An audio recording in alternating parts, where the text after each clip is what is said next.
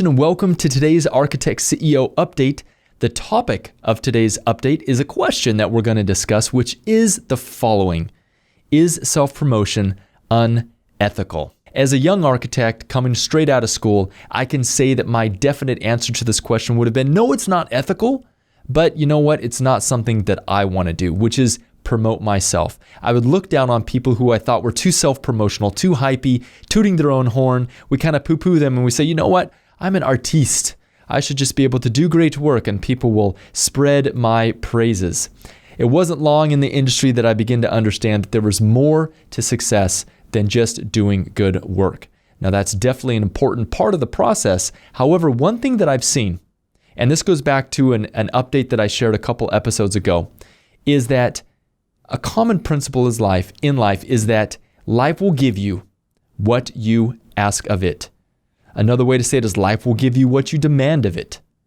You need to ask the question to be able to get the answer. You must ask the question to get the answer. And so here's what I struggle with in my young career as an architect. I had reluctance to do anything that I thought was self-promotional. Now, I want to go back to another lesson from the Burger Shack.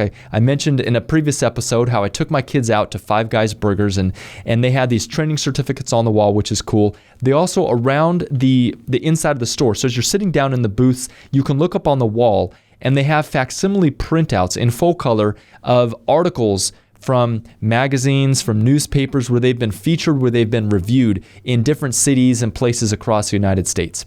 And I thought, how amazing is this that not only have they gotten reviewed, so there's obviously some effort, some PR effort to get the actual burgers or the store in that particular location reviewed, but they actually collected that media information. When they got written up, they collected that and they've actually sent it out, they print it out, and they send it out to all their franchise locations so that when people go in, they're not only having their own experience, they're also being able to see other experts, other media outlets saying what a wonderful store this is. And so there's a lot of different ways you can do self-promotion, a lot of different ways that may be creative, that maybe you haven't thought about before, that maybe you'd be more comfortable doing than perhaps some other ways that might be, you may perceive them as hypey. So the question I would ask you today is, where in your business are you basically hamstringing yourself? Are you basically driving around with the emergency brake on because you have a belief and you have a reluctance to do anything that you view as self-promotional?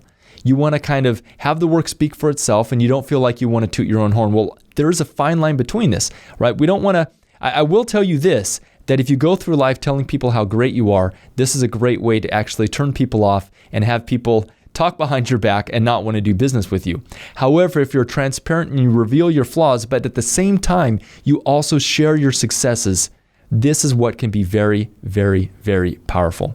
And so when we go back to this idea of the Burger Shack lessons, they had two things that came to my mind where they were kind of sharing positive successes that they have. Number one, they shared the training certificates on the wall of what the employees have done in their business to better themselves, and they're showing off the fact that their employees are well-trained and are constantly improving themselves. That's number one. Number two, they had the testimonials or the media snippets around the walls showing that other people think that this is a great restaurant as well.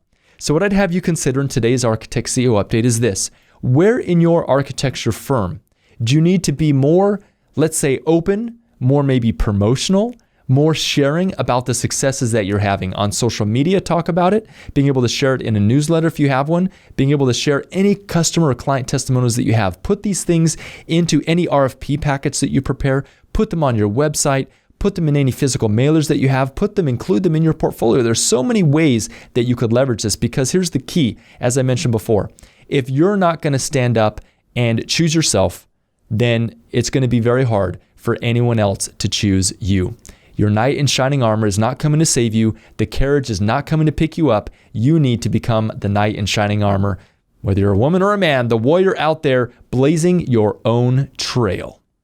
As always, this is Enoch Sears, and I would have you remember the lesson from the Burger Shack in today's part 2 of this Architect CEO update. As always, Carpe diem, seize today, and bye for now.